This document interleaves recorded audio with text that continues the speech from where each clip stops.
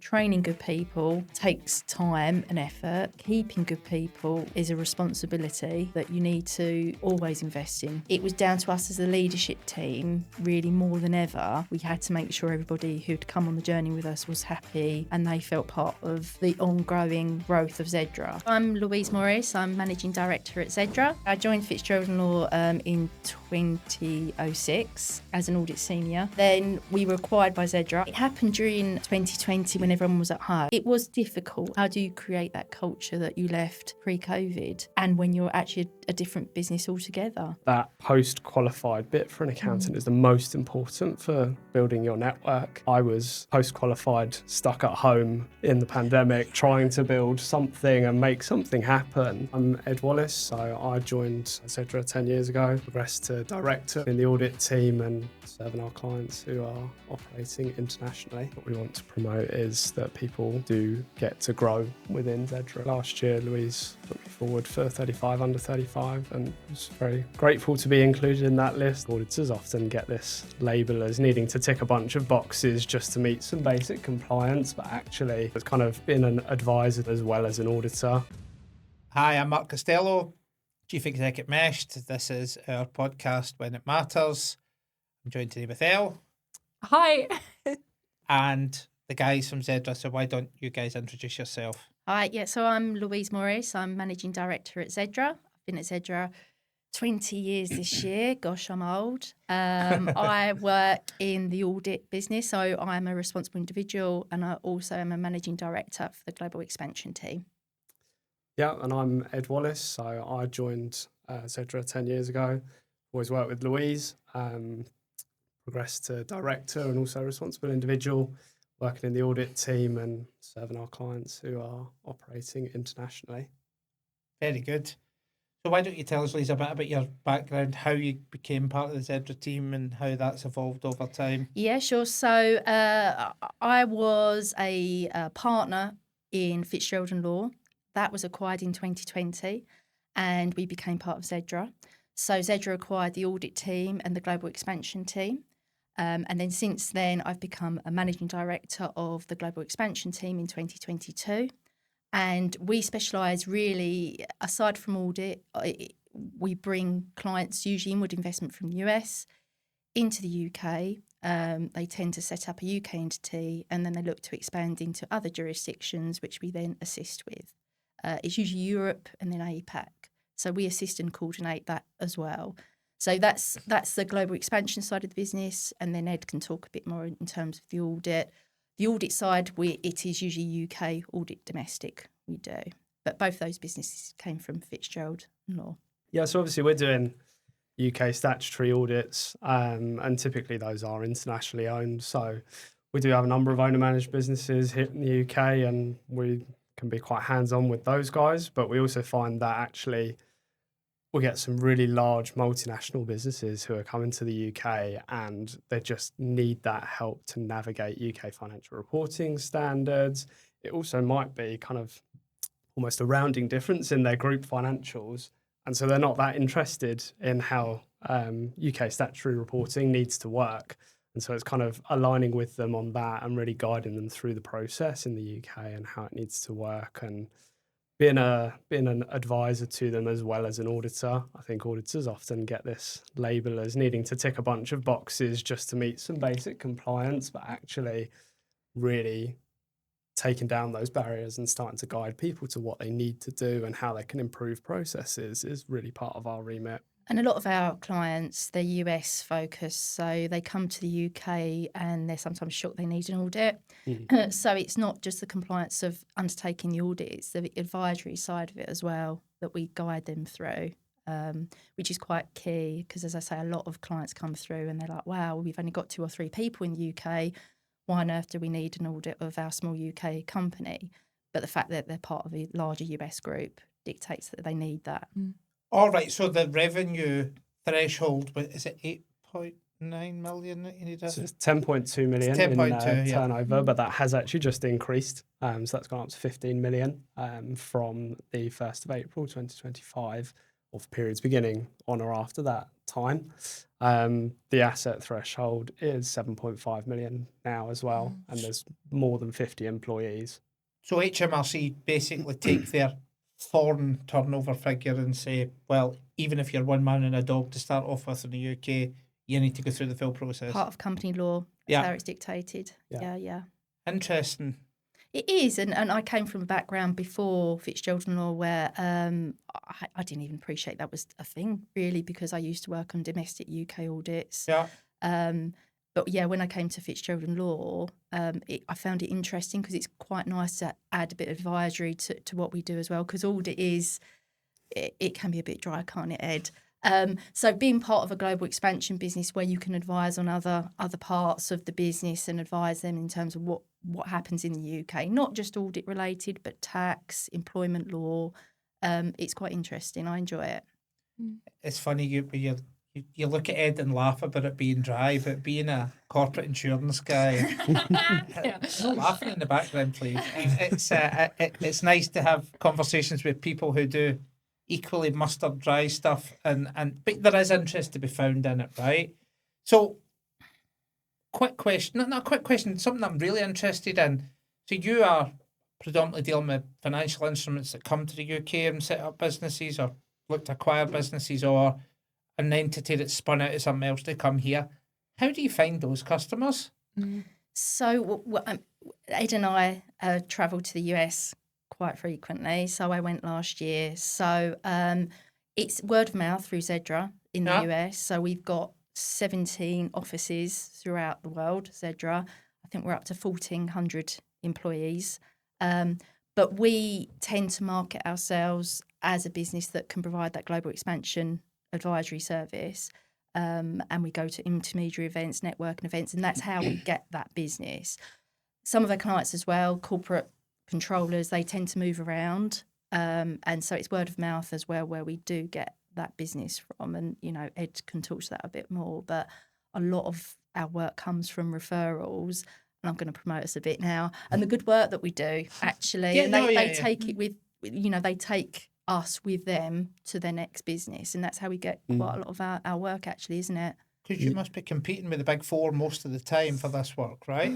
Yeah, sometimes. I think what tends to happen is that there'll be huge multinationals in the US and they're looking to expand, and maybe they do use big four or top 10 auditors, and they have got that smaller entity in the UK, and the fees to have a UK audit from one of those guys just way out of their price range. And actually, we do really well working with those guys. So we do have contacts within the big four and things like that who will provide referrals to us. And as Louise says, quite often, we do get repeat business from people who move around. I mean, I don't know how much you guys have experience with the US, but some days you'll just get an email from someone you've worked with for 3 years and they'll be saying, hey, I'm off tomorrow, because they do chop and change. Yeah. I had exactly that yesterday from someone who said to me, Thanks for your time. Thanks for your time.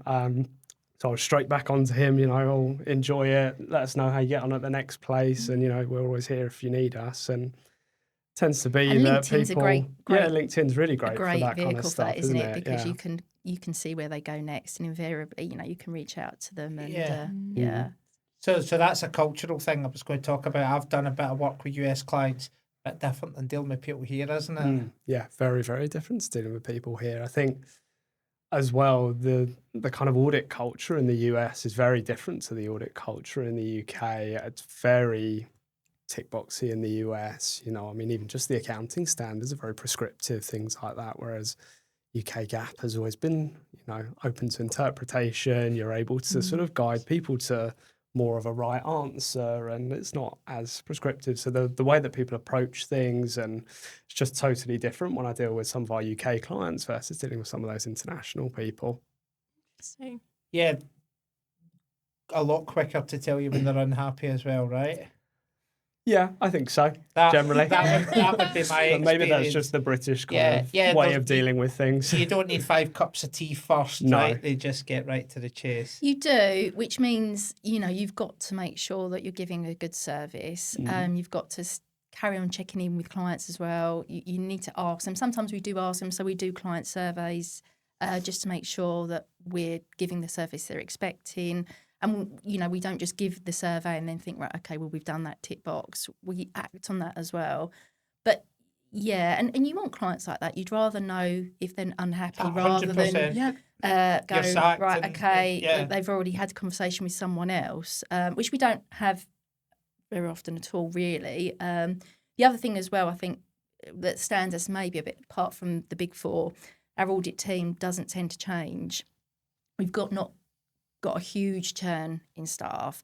So that means the audit team who worked on the client last year is working on the client this year. Yeah. And clients tend to like that Yeah. because they don't need to explain the systems, the controls, what's happening, the business. It's a known quantity to the person they're dealing with and working with at Zedra. So you guys get a good feel for people want to invest in the UK market. Is it still strong?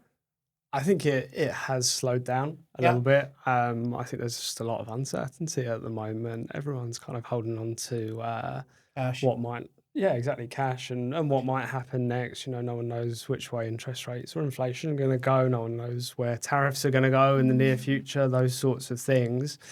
We've come off the back of, we deal with a lot of technology businesses, and during the pandemic, there was a huge boom in financing for tech. So a lot of our clients had really successful years during that period. Actually, in the years afterwards, we saw quite a few layoffs and things like that because they'd overstaffed. And now we're sort of in this balance, I would say, where everyone's just slightly nervous about what that next step is going to be. And I'm sure we'll talk about it today, but obviously at the moment, all the chats about AI and how that's going to improve things. And we've got a number of businesses who are operating in an AI market or providing AI tools to people, and they're seeking the investment at the moment. So it's changing, but who knows where it's going to be in the next 12 months. Yeah, that's interesting. The whole AI thing is, I mean, we are positioning ourselves because we're the first insurance intermediary business that have built with AI at the core of it from day one. I think that buying AI tools off the shelf is difficult. I think that companies that buy AI tools off the shelf, it's hard to then retrofit that to what your business is. Yeah, I agree. I mean, we see it in just software providers who come to us selling us audit solutions. It's sometimes difficult to weed out whether this is truly an AI solution or a proper solution to something, or is it just a quick fix for something that actually, am I going to go and spend, the equivalent of a graduate salary on something for a year and replace that person? Exactly. It's not going to give me a whole person's worth of work. So it's a messy environment, and it's really difficult to wade through the noise sometimes. And the succession of those people coming up through the ranks and doing the qualifications, it's, I don't think you can completely replace an individual with AI. 100%. And there's also that trust of what's being told when, it spits out an answer. You've got to be careful that you're just not taking that as gospel. There's got to be a human element still to that. Yeah, I seen on LinkedIn 2 or 3 weeks ago, there's an accountant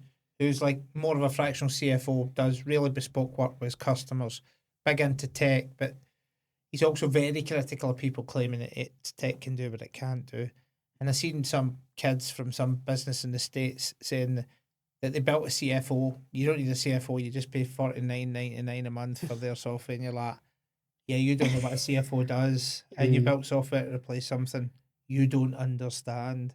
Because the whole value of a CFO, and I've built small businesses before, is somebody that says, you can stop hyperventilating, Mark, I've got this, right? That's what a CFO is for. Yeah, absolutely. Yeah.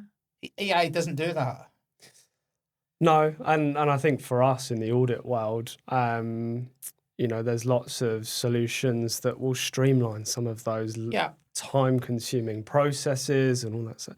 But at the end of the day, an audit is to give an opinion on the financial statements. And so we need judgment in there. We need people to be bringing that judgment right from the assistant level through the managers, through to Louise and I as RIs signing that audit report. And part of our succession planning, bringing through the next generation of auditors, they need to be capable of making those decisions. And you don't get there without having exposure to the front line. It's no good replacing everything with a tool to do it for you and then just relying on that tool. You need to be able to challenge it and see how it's come out. And don't get me wrong, like the way in which we challenge things is changing, and the outputs that we're getting to challenge is changing. You know, we've got great data analytics things coming through.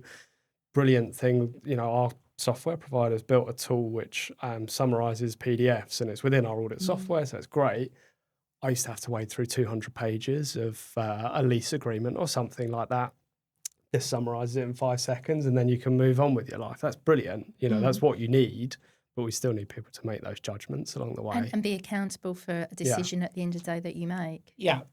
That's so true, because I was thinking, like, if I was a customer and, you know, I've got my business and it's my whole livelihood, and then, you know, I hand it over to my accountant to sort of do the accounts or do an order or whatever, and then it's incorrect, and then I find out that there was no human review at all, and it was done by very, very minimal. Who is answerable to That's the that? thing. Yeah. Yeah. Question. Like, Some 27-year-old tech guy who's yeah. never been an accountant. Yeah, who's never seen a set of accounts, Yeah. really. Yeah. And they're never straightforward. I mean, you guys do audit repeat every year, and I bet there's still new stuff every year that you go, well, this is new and blah, blah, blah.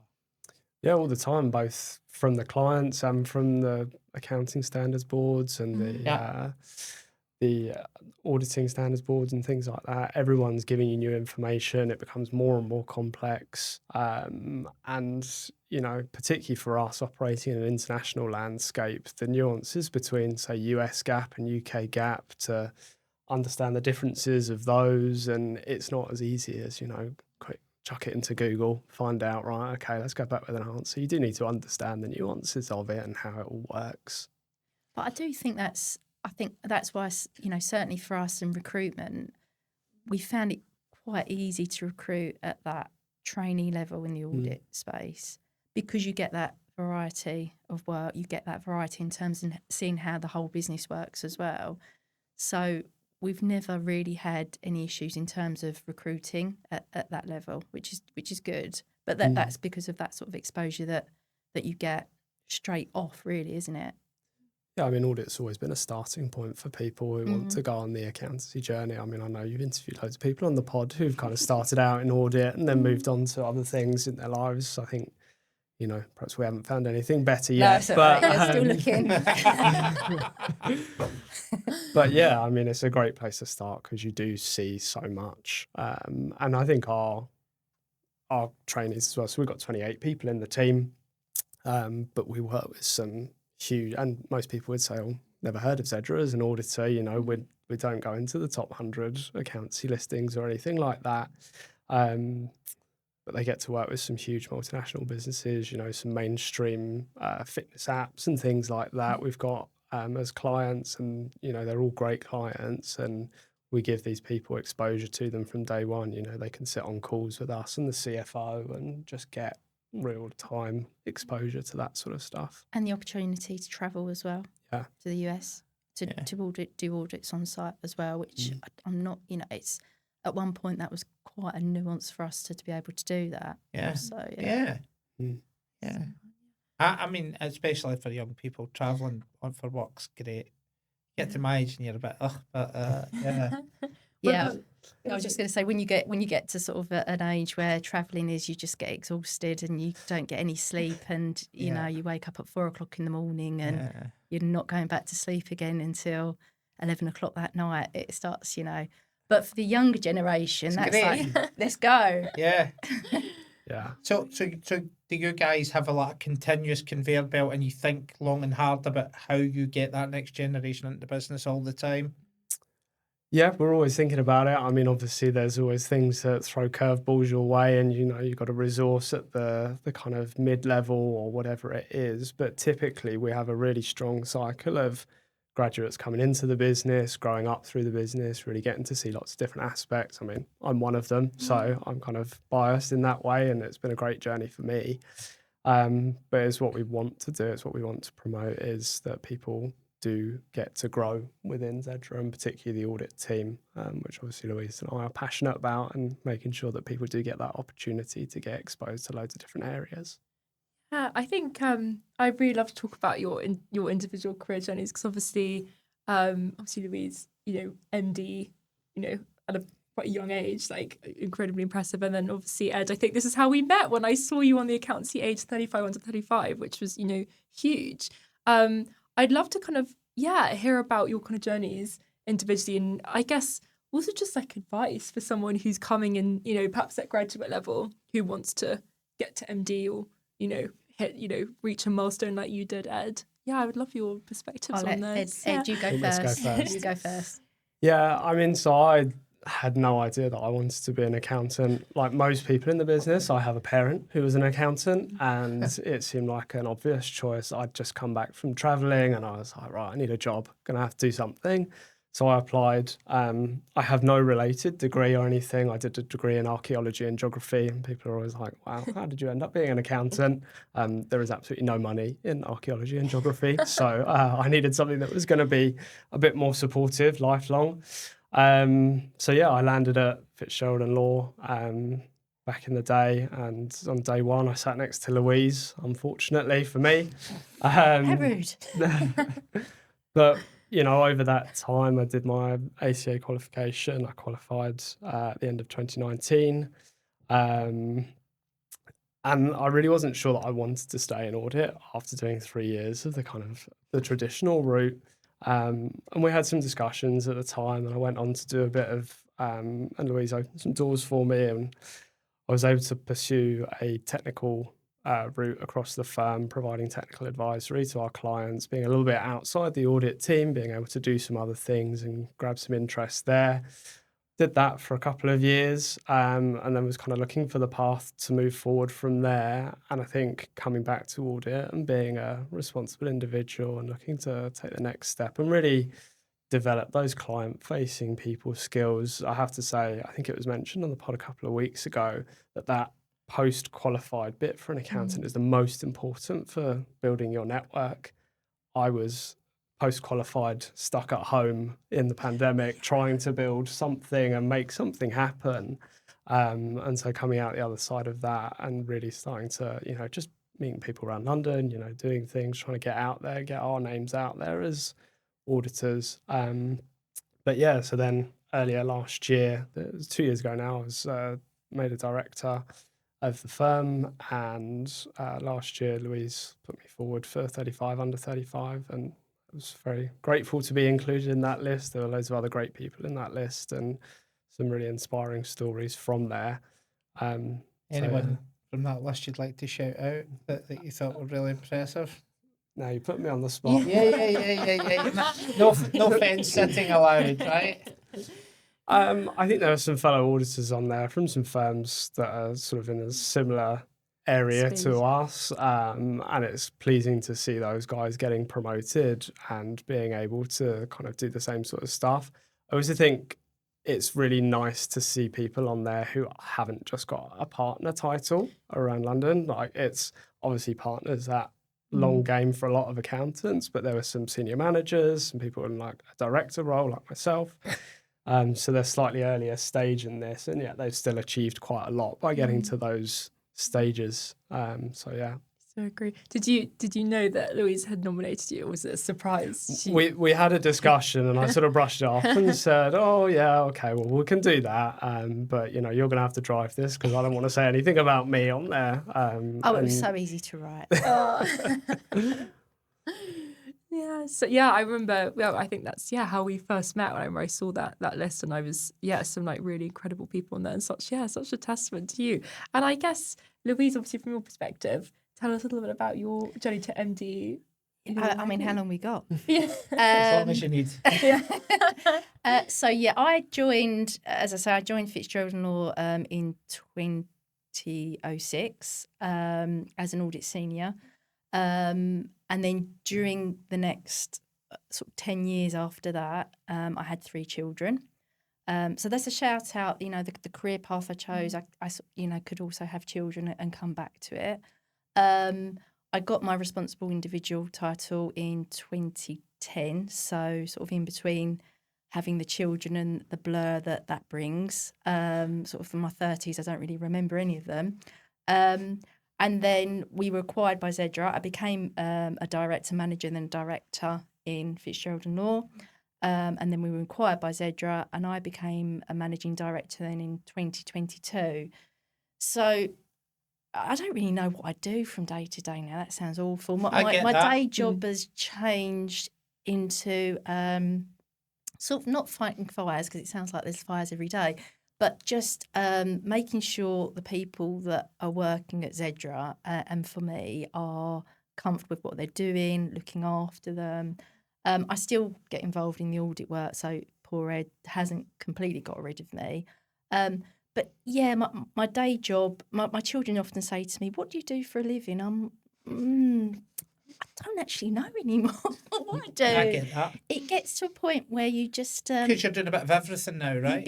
You become someone that just has to turn their hand to anything. And you need everything. to trust people more than ever before, right? You do. Yeah, you have to trust people. You've got to, an old partner at Fitzgerald and Law said to me more than once, he said to me, "Louise, you have to surround yourself with good people and people you trust. That is the number one, because if you don't do that, then you won't progress."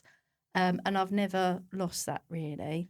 And hence, Ed's here, and, I joke about, Ed and, we've known each other a long time, but it's no one, what Ed's achieved in such a young age, it's no mean feat, right? It really isn't. And you have to be passionate what you're doing, but also you have to work really hard to get there as well. Nothing's been given to either Ed or myself on a plate. It's been working hard to do that. So how long after the acquisition did you become MD? 2 years. Right, so there must have been, for all you guys, when you get acquired, I've been in businesses that get acquired, there's that bit of when the people from the other side to start with comes in and going, "Everything's going to be great," you go, "Yeah, I don't believe you." Right? So how did you find that shift in the blending of the culture of your old place into the new one? So, it happened during 2020 when everyone was at home. Yeah. So that makes it even more difficult. That's a bit tricky. Or just kind of suspended reality for a bit, maybe. It does, yeah. Actually, it was that, really. So we had sort of a Teams call where we told everyone, and then when eventually everyone came back in, it was a bit surreal that we weren't Fitzgerald and Law anymore. Yeah.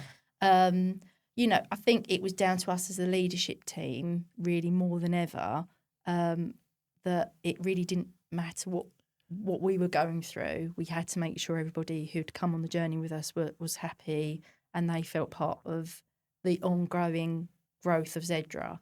But it wasn't difficult as such. It was just a shift in what we were used to. And obviously coming from an owner-managed business into a PE-backed business where there is just different reporting requirements, timelines that you have to abide by, because it's just what needs to be done. That took a bit of getting used to. Yeah. It did. Yeah, there was a couple of sort of late meetings, working at weekends, just to get it over the line, but also just make sure that the team that we were bringing with us, they were comfortable with what was happening. So in my career, I joined Royal Sun Alliance, which is now Intact, which I despise, but there you go. I was like 22-year-old graduate and all that stuff. And Royal, and so I started in 89 St Vincent Street in Glasgow, and that had historically been a Sun Alliance a Royal building, and 91, which was across the road, had been Sun Alliance, and they had merged 5 years before I joined. And you're saying it worked and was seamless. 5 years after the fact, I was being told by the guys that I worked with, "You don't work for RSA, you work for the Royal," right? So unless you get it culturally right, these things can be a big mess. And the word culture, that was something that when we used to have leadership meetings, that came up a lot. What is our culture? How are we going to create a culture? How are we going to create a culture when not everyone's in the office anymore all the time? We do hybrid working, but not everyone's working. The people you used to see every day, you might not see for a week, 2 weeks, depending on the rota of when they're going to be in. So how do you create that culture that you left pre-COVID and when you're actually a different business altogether? Yeah, and then again, talk about cultural shifts and how all these things are. It's like pinning the tail on the wind, right? Like trying to catch it. Like when I was young, culture was built by everybody going to the pub. Young people don't drink anymore, so that's not a thing anymore either. How many days do you have prescriptive in the office or out the office, or how do you think about that? So it's 2 days in the office, 3 days at home. You can do more if you want to, and then we shift that between the different departments in Zedra. So the payroll, outsourcing, tax, and audit teams. So they all get to see each other at some point within a 2-week period, and that works. And I think, certainly from my point of view, I couldn't work at home full time. I think No, I know that the could I. children would drive. It'd just be horrendous. How old are your kids? They're 16, 14 and nearly 11. Right. And they're all girls, can you imagine? I've got 3 girls as well. Have you? Yeah. Oh, gosh. I've Yeah. got 1 at 7 and 2 at 2. Wow. Yeah, wow, that's not what I say. It says you can bleep it out, right? Yeah, so, the escape is the office, Oh, right? that escape is anywhere. I sit ready and able if anybody needs anything picked up or delivered anywhere. Yeah. In the UK mainland, I've got the shoes ready, the car keys are ready to go. You don't need to ask me twice, I'm there. Yeah, so I think it's hard, that cultural thing about working from home, not working from home.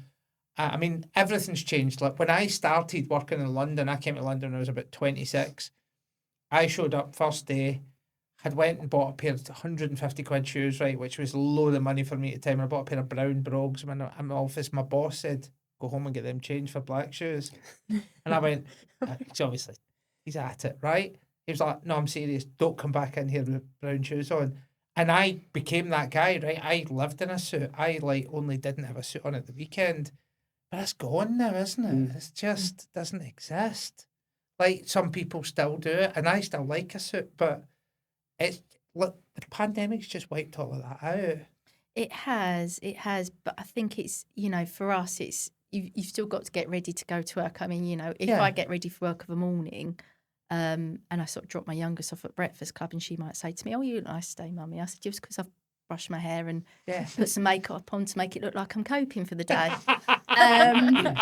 But I think it's also trying to. You've got to come into the office creating some sort of. Yes. You have to make an effort to look smart. But when I first started, I remember going to my job and I had a trouser suit on. So it was a grey pinstripe trouser suit, and the order manager at the time came over to me on my first day and he said, "That's a really nice suit, Louise, but tomorrow you need to come in a skirt." Oh, I knew you were going to say that. Oh my God. Can you imagine that now? Yeah. Yeah. You got to take Wild. tips in a cup as well, right? I mean, I mean, it was wild what went on. Like the culture has changed. I've got 3 daughters, right? Entirely for the better. Yeah. Oh, I couldn't agree more. Yeah, definitely. entirely for the better. Yeah. I mean, it's I think so. I think we have to remember helping people on that career path and things like that. Whenever we talk about work from home, it's that positive, isn't it? It's great, I can work from home and things like that. There does still need to be that positive of working from the office, getting that interaction with people. I think it must be so hard coming into this industry as a graduate now, and for 2 or 3 days a week you sit at home, maybe terrified to ask a question. At least in the office you could kind of, lean across, nudge someone next to you, get something. And I think for us, work from home's brilliant. I've got a 2-year-old, means that I can pick him up if from nursery, all that sort of stuff through drop-offs. Brilliant, love that.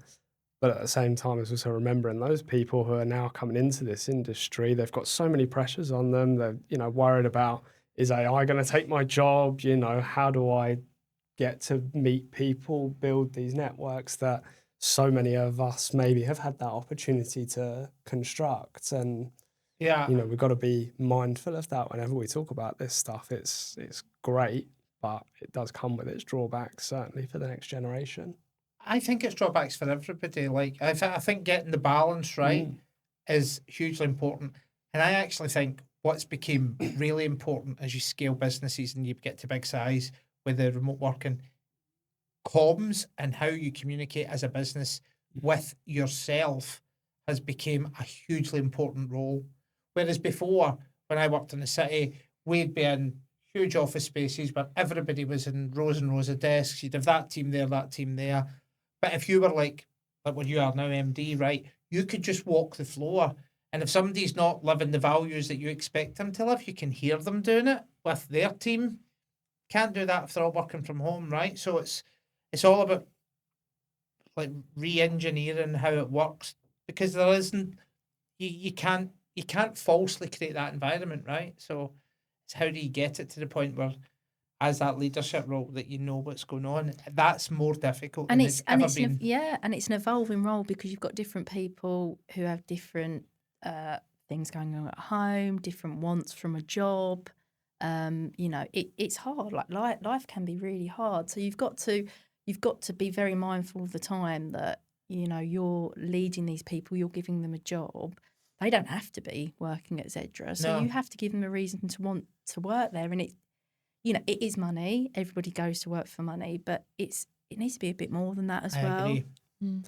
And I think from an audit perspective, I mean, Louise and I put our names to those audit reports, and we have to trust the work of the people below us who are collating that information, passing their judgment, documenting all of this. The time that we get to spend on an engagement versus the time that they invest in it. We have to know that they have had the right support to get there, that, Training. we've been available to them during Yeah. that time. Yeah, the training, exactly. But for our own sanity, because otherwise, we get to the end of a process and go, oh God, what's happened here? And we're under pressure to sign off from a client, or, are we confident in what's happened on throughout the audit file? And with everyone dispersed and remote, that's really difficult. So we do try and bring the team together in London. And I mean, our team only operates out of London at the moment. We don't have offshore centres doing our audit work or anything like that. And it's a great culture within the audit team, certainly, that we're trying to promote. Yeah. I mean, I get that pressure as well. So I'm the approved person with the FCA. Right, So okay. I've got that similar type pressure. But we've hired a broker, fantastic guy called Luca, absolutely fantastic.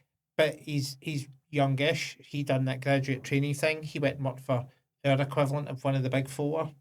And he just got that, if you make a mess of that, this is what it costs the company, right? You can't you can't train people to work in any way, in my opinion, that's in anybody's interest. The companies, the customers. You can't get them to do their job if you just have that fear. Because that's when I was a kid, you just get smashed for doing anything wrong.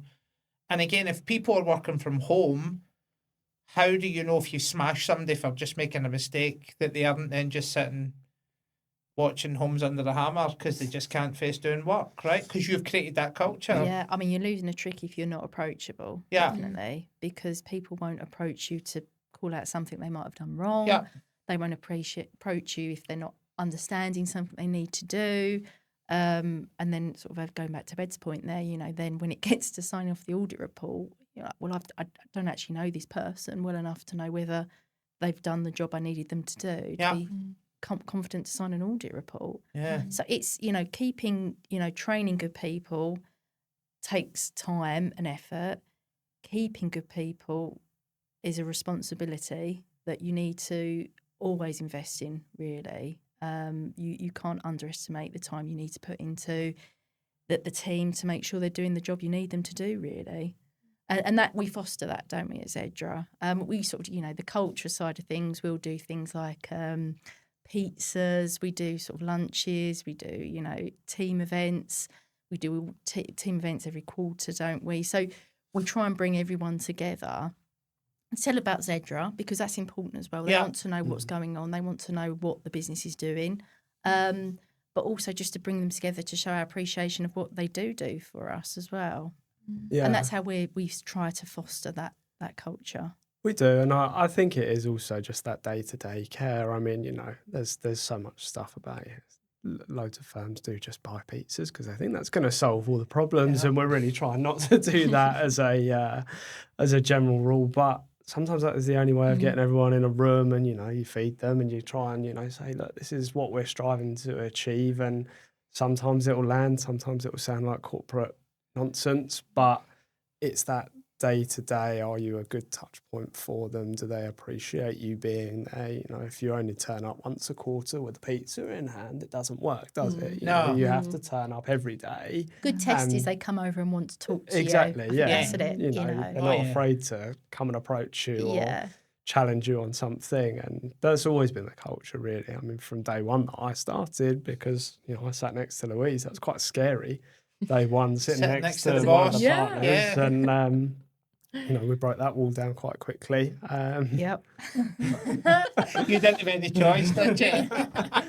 But we want that for all of the staff, so We do.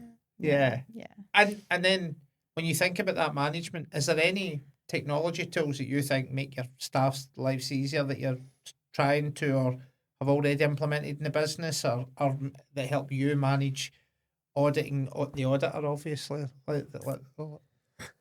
Yeah, I mean, so we're trying to follow what we've got an existing provider for our audit software, and they're moving everything onto the cloud at the moment. And we've been using that in a hybrid format for the last few years, and it's great. It's a brilliant tool.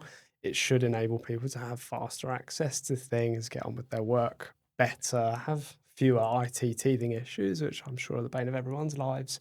But there's other things. So there's training tools. So we're using a tool at the moment where we can sort of screen record certain actions, and that produces a guide, and that's brilliant. It helps to give people tangible things, when you can no longer just sit next to someone for a whole day and go, right, okay, this is how you click through something, because you're either on a Teams meeting and it's really challenging because someone's internet's not great or whatever it is. So there's plenty of tools out there that are helping us do that. I think it's just about being selective for the right ones and still making sure that whatever investment we put into those tools, they are helping people doing the work and not just for the show of The vanity of it. we're embracing technology, look at us. Because I think that has tended to be the case across certainly the accounting industry. I see it quite often with people posting about new technology projects. I think that there is a bit of vanity metric to that. I do also think, and maybe not so much in your side of the market, but I think if you're an accountant and you're dealing with businesses sub $1 million turnover, you're going to have to get tech to work really hard for you. It's going to be a real struggle, because the people that do get tech to work for them will just undercut you, and then you've got a problem, right? Well, that's it. It's the pricing, isn't it, really? Yeah. And it's finding the technology to make sure we're efficient, we're doing a good job, but we're making money, and we've been able to do more work. Yeah. Using it efficiently. And that's, you're right, that, that is where the technology, whether you like it or not, that is where it's going. Yeah. And the same for our industry as well, right? Or it should be. I think it's actually much slower. Well, I don't think it is. You go to Accountex, you go to Digital Accounts Show, all of these trade shows, and there is virtually everybody that's exhibiting now is a tech vendor selling some sort of tech solution. When the insurance industry ones, not so much. Still the same as it was really 20 years ago. It's not changed a lot, but I think that will eventually catch on. So just come back to your international outreach. Is that just the US, or do you work across other sectors as well, or like in European? Yeah, so we tend to have the business model we normally see is larger US parent companies come into the UK. They usually establish themselves in the UK, and then they want to branch out into other jurisdictions, so Europe. So they want to have a presence in another European country, and that's where we can assist. So we then provide a coordination. So we either use a local Zedra office or a local service provider that we trusted and we've tested to help introduce them to those entities to build that business. So we normally see Germany, Spain, France as the first entries out of the UK, but we've seen more recently Mexico, South America, Australia has been sort of a go-to really as well. When they're looking for really setting up a presence in that country, putting people on the ground there quite quickly. Usually when they come to approach us, they've already got that person on the ground there. So it's, we needed this yesterday. Yes, yeah. So that's where we can assist and we coordinate that. So we become that one focal point of contact for the client for a number of different jurisdictions within the world. And it's good because then they're not talking to several different providers. They're only talking to us, and we can manage that costing, the timetable, what they need to do in each country without, needing to go and try and figure out timelines for talking to someone in local timescales. So yeah, and it works well. We've done it for a long time. It was a Fitzgerald and Law business that we've developed and we've grown. And being part of Zedra, we're looking to expand that even more. So does that mean doing some funky calls at funky times? Do you know what? When I had the girls and I used to do calls, it is as funny as it might sound. It was quite good for me doing calls at 8 o'clock at night. So you didn't have to do the bathroom. No, so it was quite nice. I was like, oh, I've got all these calls this year, but really it was nice because it's sort of like that. You get to a time with children, sort of the 5 to sort of really the witching hour, whenever they decide to go to sleep. But generally it was between 5 and 8. It was like, I've got just, those hours are sort of like, I've just got to concentrate trying to sort of get through the day. And then when they went to bed, it was like, then I did the client calls, which was it worked well for me. It worked well for the clients in the US as well, because that was a more convenient time for them to speak as well. So there was some funky hours that you have to talk to clients, but you sort of work around it really, and I guess the same with you as well, Ed. Yeah, a little bit. I mean, I think most of our clients are fairly receptive to doing, and the UK it still is that hub. I know there's lots of noise from other jurisdictions now, but it's a great hub because we speak the same language as the US, so they find us easy to deal with. But then obviously as well, reaching out to those other places, we're a great middleman. I think the tricky ones are always New Zealand or Australia. Those ones are some early mornings. That's a 6 o'clock in the morning. Calls. But then we're up, so that's not the worst case, is it? But no, it's great, and to be honest, there's no expectation for us to keep ridiculous hours or anything like that. It might be a call here and there, but largely they want to do business in the UK, so the client's the one that makes themselves flexible, and we might go a bit over what our normal hours might be, but it's never anything too much of a stretch, and it's nice. It's great to talk to other people and find out what's going on in their neck of the woods, and you're not just talking about the English weather anymore, you're talking about global weather, which is obviously great for Teams, us. you can actually see the person you're talking to. Before Teams, it was you're just on a call and I have no idea what you look like. And there was a guy that in San Francisco that I'd spoken to for 10 years, never seen him. And then he came on screen, he was like, "Wow, Louise, did you realise it's the first time I've actually seen you?" I was like, "Yeah, I know, isn't it great?" The trouble is with Teams, you can see yourself as well. I used to recruit in the US market, so I used to work EST hours, and I kind of loved having a little line in the morning and then like a later evening. But I remember when I was speaking to this guy I was recruiting, he was like a director, and he logged on from his ranch. He was on his on his horse, and I was like, wow, I feel like I'm really there with you in the American Wild West. It was crazy. But I guess to kind of wrap up, I guess one thing I'd really like to kind of potentially finish on is I guess your kind of key takeaways for progressing at the rate at which you both have, and for anybody kind of coming in, what is your kind of key take homes, words of wisdom. For me, I think you've got to continue enjoy doing what you do. You can't think that when you get to a certain level, there's nothing left to learn, especially when it comes to managing people. Every day tends to be a school day there. But, in terms of training and progressing, I'd say if you want to be an accountant, you do need to do exams. You do need to get those qualifications to move forward. And it's putting the time and effort in then to then reap the rewards later on, really. That would be my takeaways. But it's enjoying what you do because, for most of us, unless you win the lottery, you're going to be at work for quite a while. So trying to find something that you enjoy doing, you find interesting is probably, I mean, you're lucky if you find that. Yeah. Yeah, I'd agree with most of that. I think for people starting in the industry today, there's probably, I mean, the Institute have just launched a brand new syllabus of exams, and it's all very exciting. And we're going to find out how that looks when our first recruits start going through that process.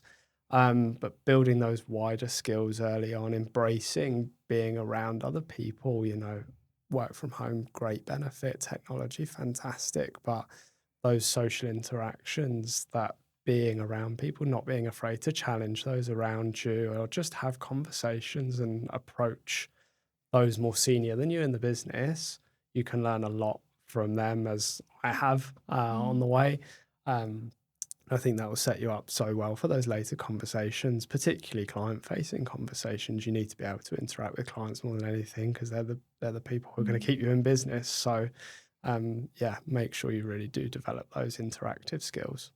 I love that. Yeah, I mean, so I think our industry's got the same perception problem that yours does, right? When you're 19 or whatever it is, and you're going to university, you don't think, I want to be an insurance broker, I want to be an accountant. It just doesn't happen.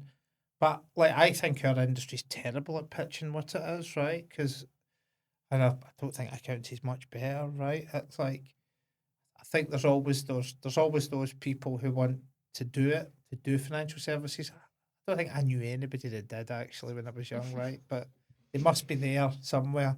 But I think that the perception is 9/10 of the truth, and I think the industries need to get better at pitching what it is. I love that. What a perfect note to end on. Ed, Louise, thank you so much for coming on when Thank it you for having matters. us. Yeah, thank you very much. Yeah, thank you.